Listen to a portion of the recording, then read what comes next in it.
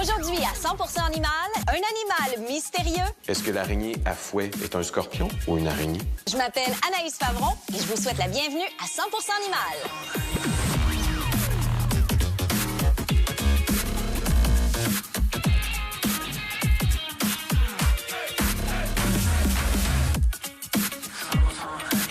Aujourd'hui, j'enquête sur ce mystérieux animal qu'on appelle l'araignée à fouet.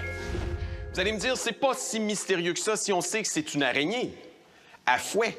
Oui, sauf qu'en anglais, ce même animal s'appelle Tanzanian Tailless Whip Scorpion. Scorpion comme dans scorpion et whip comme dans fouet.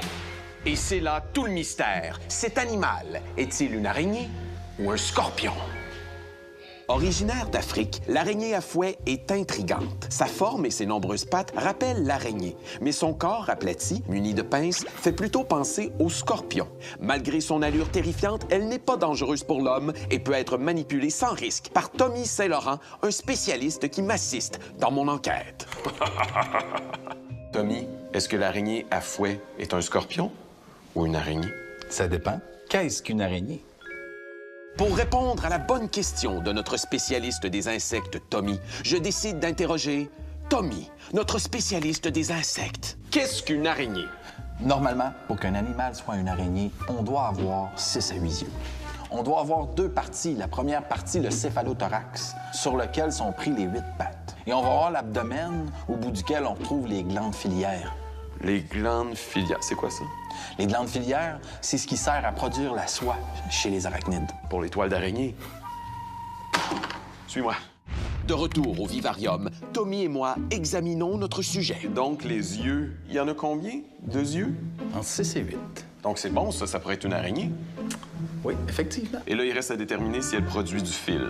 Normalement, quand on va toucher l'abdomen des araignées ici, on peut voir les glandes filiaires réagir et à la limite, parfois, ils vont produire la soie. Non. Il n'y a rien. Est-ce que ça veut dire que l'araignée à fouet serait un scorpion? Ça dépend. Qu'est-ce qu'un scorpion? Pour répondre à l'autre bonne question de Tommy, je décide de réinterroger le spécialiste Tommy. Qu'est-ce qu'un scorpion? Le scorpion a lui aussi 8 pattes. On va avoir aussi à l'avant du scorpion des pédipalpes en forme de pince. Il va avoir aussi la partie arrière, l'abdomen, qui est équipé du telson auquel est fixé l'aiguillon. Est-ce qu'il est venimeux? Oui. Parfait.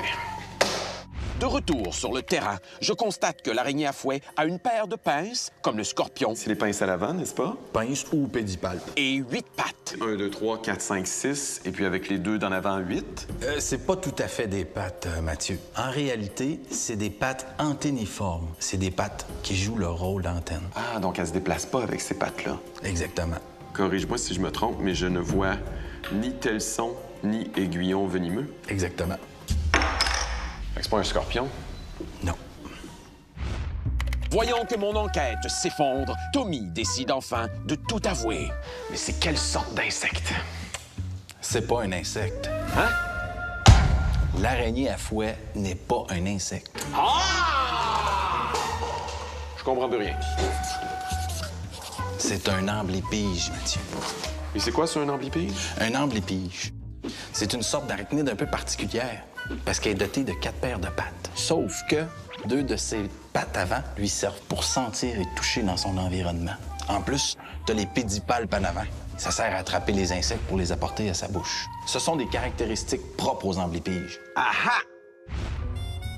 L'araignée à fouet ne serait ni une araignée ni un scorpion, mais bien un amblipige, un genre de cousin des araignées et des scorpions. Grâce à mon enquête, on sait enfin c'est quoi ça. Quoi ça? Ben ça, là, l'araignée à fouet. Puis là, Hein?